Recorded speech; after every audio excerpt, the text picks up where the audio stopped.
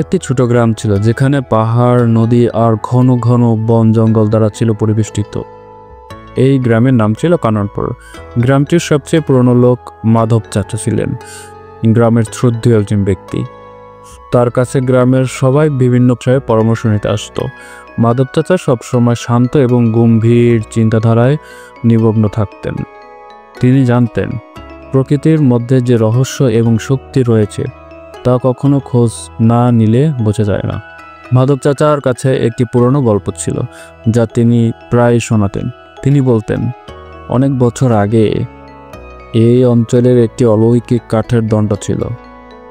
এই দণ্ডটি ছিল পৃথিবীর একমাত্র কাঠ থেকে তৈরি, যার শক্তি ছিল অসীম। তবে দণ্ডটি শুধু তখনই কার্যকর হতো যখন কেউ সত্যিকারের নিজের উদ্দেশ্যে পরিষ্কারভাবে বুঝে থাকত। গ্রামের এক যুবক ছিল আজম। আজম ছিল খুবই প্রতিভাবান, কিন্তু তার জীবনে কোনো লক্ষ্য বা উদ্দেশ্য ছিল না।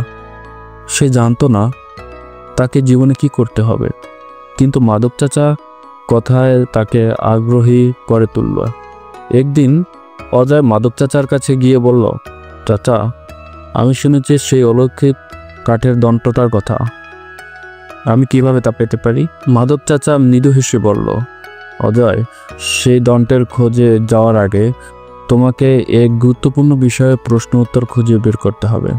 তোমার জীবনের কি উদ্দেশ্য ভরপুর? তুমি কেন এই দণ্ডটি চাও?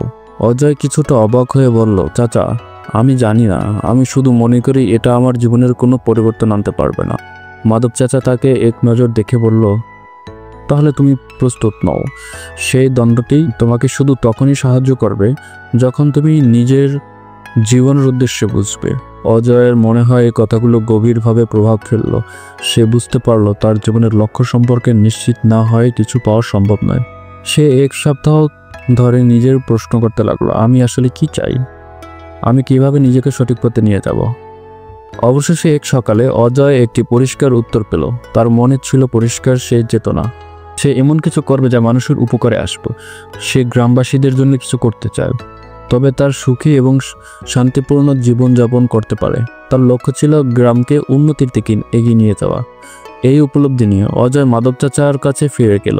চাচা তাকে দেখে মুচকি হাসলেন এবং বললেন, তুমি এখন প্রস্তুত, এবার তুমি সেই কাঠের দণ্ড পাবে। মাধব চাচা আজকে একটি গোপন পথে দিক নির্দেশনা করলেন। তবে একটি পুরনো বনের গভীরে সে অলৌকিক কাঠের দণ্ড ছিল। অজয় সেখানেই পৌঁছল। সেখানে একটি বিশাল গাছের নিচে কাঠের একটি দণ্ড রাখা ছিল, যা দেখতে অসাধারণ ছিল।